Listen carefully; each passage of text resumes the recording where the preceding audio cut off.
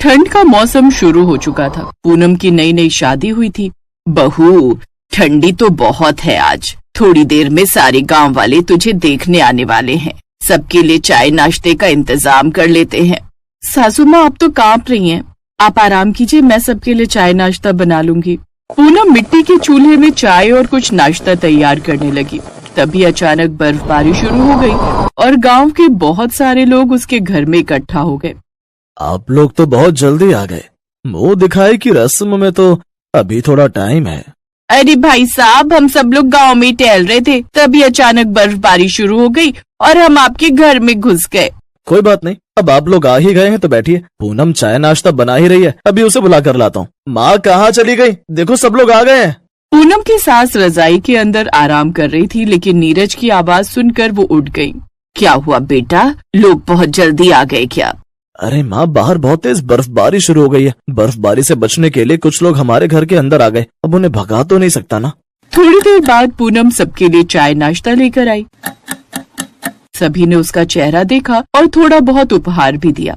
बहू देखने में तो बहुत सुंदर है, लेकिन शादी होते ही बर्फबारी शुरू हो गई इस गांव में। पंडित जी ने बोला था कि मुहूर्त बहुत अच्छा है, शादी कर लो, वरना फिर 2 महीने बाद का मुहूर्त है, इसीलिए हमने कर ली। मुंह दिखाई की रस्म खत्म हो गई और धीरे धीरे पूनम की जिंदगी अपने ससुराल में कटने लगी। लेकिन हर दिन बर्फबारी और ठंड का कहर जारी था। एक दिन जब पूनम रात में सबके लिए खाना बनाकर लाई, तब आप लोग खाना खा लीजिए और नीरज जरा मेरे साथ चलिए, किचन में बर्फ के टुकड़े छत से टपक रहे हैं। ये लो, अभी कुछ दिन पहले बरसात थी तो बरसात में पानी टपकता था। किसी तरह मैंने सही किया, ठंडी में बर्फ गिरना शुरू हो गई। चलो चलकर देखते हैं। नीरज पूनम के साथ किचन की तरफ गया तो वहाँ पर बर्फ के बहुत ही मोटे मोटे टुकड़े गिर रहे थे। तभी नीरज ने कहा, पूनम ऐसा करो, इसके नीचे एक बड़ा सा कोई बर्तन रख दो, वरना किचन में बर्फ इकट्ठा हो जाएगा। ठीक है, मैं यहाँ संभालती हूँ, तब तक आप खाना खा लो जाकर। सभी लोगों ने खाना खाया, लेकिन पूनम अभी तक बर्तन में बर्फ ही इकट्ठा कर रही थी। थोड़ी देर बाद बर्फबारी इतनी तेज हो गई कि घर के बाहर से ठंडी हवाएं और बर्फ के टुकड़े उसके घर में इकट्ठा होने लगे। बर्फ के टुकड़े इतने पावरफुल थे कि उसके घर की छत ढह गई। माँ, पिताजी, हमारे घर की छत ढह गई इस भयंकर ठंड में। अब हम क्या करेंगे? हम लोग जल्दी से अपना सामान उठाकर बाहर बरगद के पेड़ के नीचे चलकर बैठते हैं, वहीं देखेंगे क्या करना है। हाँ, ये तुमने सही कहा पूनम। चलो जल्दी से बाहर चलो, वरना यहाँ तो हम खुद बर्फ बन जाएंगे। चलकर गांव वालों से कुछ मदद मांगने की कोशिश करते हैं। नीरज अपने परिवार को लेकर घर से बाहर आ गया। बाहर बहुत तेज बर्फबारी हो रही थी। जल्दी जल्दी भागकर वो लोग गांव के ही एक बरगद के पेड़ के नीचे बैठ गए। नीरज ने सभी के ऊपर कंबल डाल दिया। आप लोग यहीं रुको, मैं गाँव वालों से कुछ मदद मांगने की कोशिश करता हूँ। नीरज भागकर गांव वालों से मदद मांगने लगा। काका, इस भयंकर बर्फबारी में हमारा घर तबाह हो गया। अभी मेरी नई नई शादी हुई है, क्या मेरे परिवार को आप लोग अपने घर में पनाह दे सकते हैं आज रात? अरे नीरज बेटा, हमारे घर की भी छत टपक रही है। हमारा घर भी न जाने कब ढह जाए, इसका कोई भरोसा नहीं। माफ करना, मैं तुम्हारी मदद नहीं कर सकता। जाओ गजोधर से जाकर बात करो, उसका घर तो बहुत बड़ा है, शायद वो तुम्हारी कुछ मदद कर पाए। नीरज भागकर गजोधर काका के घर गया, लेकिन उसके घर भी बहुत सारे रिश्तेदार आए हुए थे, इसलिए उसने भी मदद से मना कर दिया। सारा गांव भटकने के बाद नीरज फिर से उसी बरगद के पेड़ के नीचे आ गया, जहां पर उसका पूरा परिवार बैठा हुआ था और ठंड से ठिठुर रहा था। क्या हुआ, कहीं जुगाड़ नहीं बना क्या? नहीं पूनम, गांव में किसी ने हमारी मदद नहीं की, और वैसे भी इतनी भयंकर बर्फबारी हो रही है। लोग हम लोगों को अपने घर में क्यों सोने देंगे? चलो यहाँ से चलते हैं, क्योंकि यहाँ भी बर्फ अब लोगों के ऊपर पड़ने लगी है। पास में एक रेलवे स्टेशन है, वहीं पर रात बितानी पड़ेगी। हाँ बेटा, ये सही रहेगा। कम से कम वहाँ हमारे ऊपर बर्फ तो नहीं पड़ेगी। सुबह उठकर देखते हैं क्या करना है। नीरज अपने परिवार को लेकर पास में ही एक छोटे से रेलवे स्टेशन के पास चला गया। उसने प्लेटफॉर्म पर ही अपने परिवार को बिठा दिया। तभी वहाँ पर कुछ आरपीएफ वाले आ गए। आप लोगों की ट्रेन आने वाली है क्या? नहीं दरोगा साहब, बात दरअसल ये है कि बर्फबारी में हमारी छोटी सी झोपड़ी बर्बाद हो गई, इसीलिए हम रात बिताने यहाँ चले आए। देखो, ये कोई आश्रम नहीं है कि तुम लोग यहाँ पर रात बिताने आ गए। ये प्लेटफॉर्म है। अगर अभी टीटी आ गया तो तुम लोगों को जेल के अंदर जाना पड़ेगा, क्योंकि तुम लोगों के पास तो प्लेटफॉर्म टिकट भी नहीं होगी। प्लेटफॉर्म पर फालतू बैठना पूरी तरीके से मना है, ये तो तुम्हें पता ही होगा। दरोगा साहब, इतनी रात में हम कहाँ जाएंगे? बर्फबारी भी बहुत हो रही है, हमारे पास घर भी नहीं बचा। कम से कम एक इंसानियत का फर्ज तो निभाइए। फिलहाल मेरे वतन पर वर्दी है तो मैं इंसानियत का फर्ज नहीं बल्कि अपनी ड्यूटी का फर्ज निभा रहा हूँ। आप बुजुर्ग हैं, मुझे लगता है आप मेरी बात समझ पा रहे होंगे। नीरज बेटा, दरोगा साहब की भी मजबूरी है, वो अपनी ड्यूटी निभा रहे हैं। चलो कहीं और अपना ठिकाना देखते हैं। इसके बाद नीरज ने सारा सामान उठाया और अपने परिवार को लेकर उस स्टेशन से भी निकल गया। पैदल भटकते भटकते स्टेशन से थोड़ी दूर पर एक बहुत पुरानी ट्रेन के कुछ डिब्बे रेल की पटरी पर खड़े थे। उनमें जंग लग चुकी थी। पिताजी, वो सामने ट्रेन के डिब्बे दिख रहे हैं आपको? वो कई सालों से ऐसे ही खड़े हैं, उसमें जंग लग चुकी है। मुझे ही नहीं लगता वहाँ कोई आएगा। चलो हम लोग वहीं चलते हैं। लेकिन अगर वहाँ भी पुलिस वाले आ गए और हमें उस ट्रेन के डिब्बे से भगा दिया तो? अरे तो क्या, जब तक कोई नहीं भगाता तब तक तो हम वहाँ रह ही सकते हैं ना। और वैसे भी कोई प्लेटफॉर्म तो है नहीं वहाँ कि हमें वहाँ की टिकट लेनी पड़ेगी। नीरज बेटा बिल्कुल सही कह रहा है। इतनी भयंकर बर्फबारी में हमें अपना सर छुपाने के लिए कोई न कोई जगह तो चाहिए ही ना। एक बार फिर से नीरज ने अपना सारा सामान उठाया और अपने परिवार के साथ उस ट्रेन के अंदर चढ़ गया। उस ट्रेन में जंग लग चुकी थी और अंदर से बहुत गंदी भी थी। आप लोग बस मुझे 5 मिनट का समय दीजिए, इन ट्रेन के डिब्बों को मैं बिल्कुल घर जैसा बना देती हूँ। थोड़ी ही देर में साफ सफाई करके अंदर से उस ट्रेन को पूनम ने बहुत अच्छा घर जैसा बना दिया। फिर वहाँ पर उन्होंने अपना बिस्तर बिछाया और सो गए। पूनम, माता पिता को इसी डिब्बे में सोने दो, हम लोग बगल वाले डिब्बे में चलते हैं। आज हमारी सुहागरात भी है। किसी भी औरत की ससुराल ट्रेन में मैंने पहली बार देखी है। पूनम, मैं तुमसे माफी मांगना चाहता हूँ। शादी होते ही हमारा घर उजड़ गया इस ठंड में, तुम्हें बहुत तकलीफ हो रही होगी। अरे नहीं, आप ये कैसी बातें कर रहे हैं?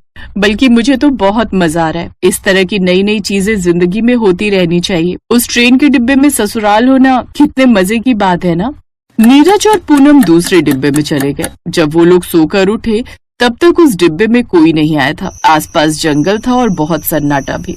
यहाँ हमें परेशान करने के लिए कोई नहीं आया। अब हम कुछ दिन यहाँ पर रह सकते हैं। आसपास घना जंगल है और सन्नाटा भी। लेकिन हमारे खाने पीने का क्या होगा? थोड़ी मिट्टी ले आते हैं और मिट्टी का चूल्हा बनाकर आप लोगों के लिए चाय नाश्ता बना देती हूँ, क्योंकि खाने का सामान तो हमारे पास है ही।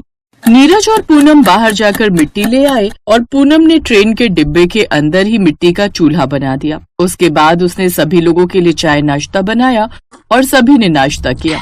पूनम, अब हमें आगे की जिंदगी बिताने के लिए कुछ न कुछ काम करना पड़ेगा। आखिर हम कब तक इस ट्रेन में रहेंगे? ऐसा करते हैं, तुम्हारे हाथों की चाय बहुत स्वादिष्ट है और पकौड़े भी तुम बहुत अच्छे बना लेती हो, तो क्यों ना मैं प्लेटफॉर्म के बाहर जाकर चाय और पकौड़े बेचूं? वैसे ये बहुत अच्छा सोचा है बेटा तुमने। इस ठंड में बहुत बिक्री होगी, ज्यादा खर्चा भी नहीं होगा।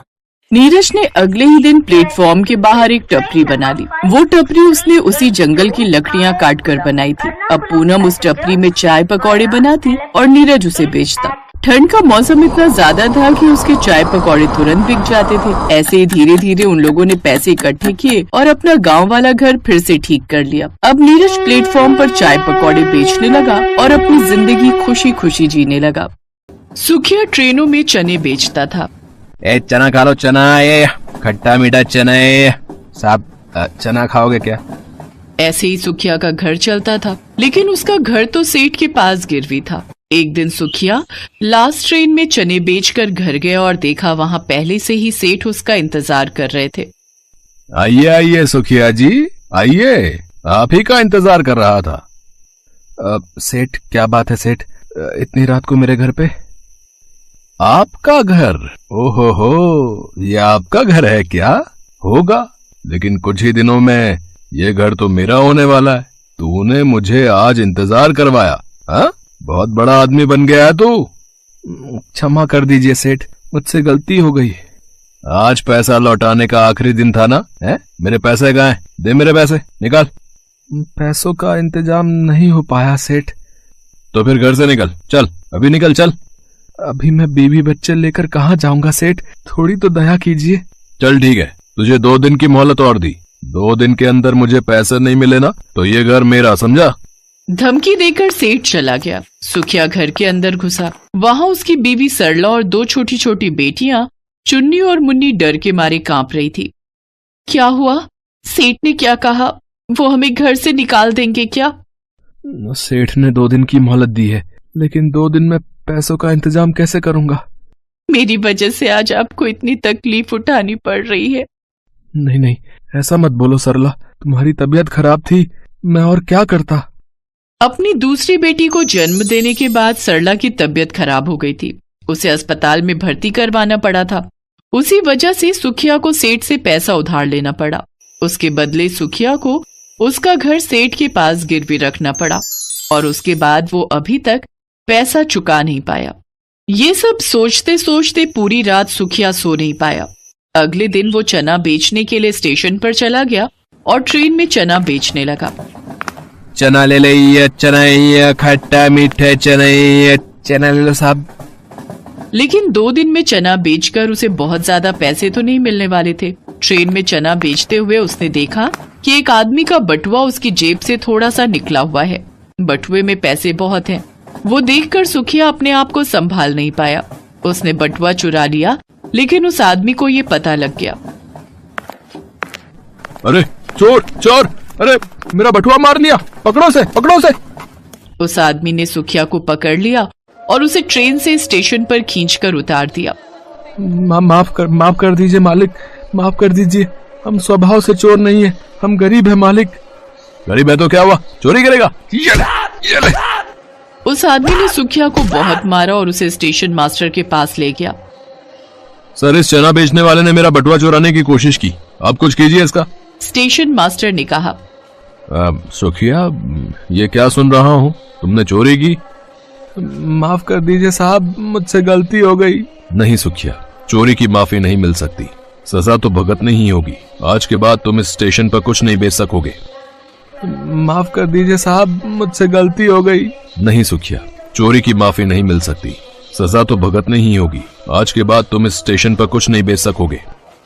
सुखिया बहुत रोया धोया, लेकिन कोई फायदा नहीं हुआ। उसे स्टेशन से निकाल दिया गया। अब उसके पास काम भी नहीं रहा। वो घर गया और सरला से सब कुछ बताया। उसकी दोनों बेटियां रोने लगी। पापा, क्या अब हम इस घर में नहीं रह पाएंगे? क्या हमें भीख मांगनी होगी? रो मत बेटी, माफ कर दे मुझे, मैं बाप होकर भी कुछ नहीं कर पाया। अपनी दोनों बेटियों को सुलाकर सुखिया और सरला सिसक कर रोने लगे। अगले दिन सुबह सुबह सेठ अपने लोगों को लेकर चले आए और सुखिया को परिवार समेत घर से बाहर निकाल दिया। बहुत हो गया रे, अब और इंतजार नहीं कर सकता मैं, चल निकल जा यहाँ से। हम मर जाएंगे सेठ, हम मर जाएंगे। हाँ तो मर जा, किसने मना किया है, वैसे भी धरती पर बोझ हो तुम लोग। सुखिया अपनी बीवी और बच्चियों को लेकर वहां से चला गया। बाबा, अब हम कहाँ रहेंगे? चल बेटी, देखते हैं। बाबा, हमें घर तो मिल जाएगा ना? घर मिलना तो मुश्किल है बेटी, लेकिन रहने की जगह तो मिल ही जाएगी। सुखिया उन्हें लेकर स्टेशन के पास ही आ गया। स्टेशन से थोड़ी ही दूर पटरी पर एक पुरानी ट्रेन की कुछ बोगियां खड़ी थी। सुखिया ने वो देखा और कहा, चल बेटी, चलो सरला, उस ट्रेन के पास चलते हैं। लेकिन ट्रेन के अंदर घुसेंगे कैसे? दरवाजे तो बंद है। ट्रेन के अंदर नहीं, ट्रेन के नीचे रहेंगे हम। सुखिया अपनी बीवी और बेटियों को लेकर ट्रेन की बोगियों के पास चला गया। सरला घर से कुछ ही चीजें ला पाई थी। उन चीजों में कुछ बोरे थे। उन्होंने ट्रेन के नीचे पटरी पर बोरे बिछा दिए और वहीं पर बस गए। चलो अच्छा है, बारिश वारिश होगी तो हम भीगेंगे नहीं। बेबस इंसान थोड़ी सी उम्मीद में ही जीता है, लेकिन सुखिया के पास तो कोई उम्मीद ही नहीं थी। फिर भी रहने की जगह तो मिल गई, लेकिन वो अपने परिवार को क्या खिलाता? ट्रेन के नीचे पटरी पर जगह तो मिल गई, लेकिन मैं स्टेशन पर और चने नहीं बेच सकता। स्टेशन पर जाने से ही मुझे मना कर दिया है। कोई बात नहीं जी, मैं दोनों बेटियों को लेकर भीख मांगूंगी। उसी से कैसे भी करके पेट तो चल जाएगा। हाँ बाबा, हम भीख मांग लेंगे, भीख मांगकर पैसों का जुगाड़ कर लेंगे। सरला अपनी दोनों बेटियों को लेकर सच में स्टेशन पर भीख मांगने लगी और सुखिया इधर उधर कुछ काम पाने की कोशिश करने लगा। ऐसे ही ट्रेन के नीचे उनका दिन बीतने लगा, लेकिन सुखिया को कहीं पर भी काम नहीं मिला। हर जगह ये रट गया था कि सुखिया बटुआ चोर है, इसीलिए कोई भी सुखिया पर भरोसा नहीं करना चाहता था। ऐसे ही एक दिन वो पटरी पर बैठा हुआ था और उसकी आंखों से आंसू टपक रहे थे। उधर उसकी बीवी और बेटियां भीख मांग रही थी। तभी स्टेशन पर सेठ अपनी माँ को लेकर आया और सरला को भीख मांगते हुए देखकर कहा, अच्छा हुआ, तुम लोग इसी के लायक हो। ये लो 2 रुपए। सेठ अपनी माँ से बहुत प्यार करता था। सेठ की माँ बीमार थी, इसीलिए सेठ उन्हें लेकर शहर के अस्पताल में जा रहे थे।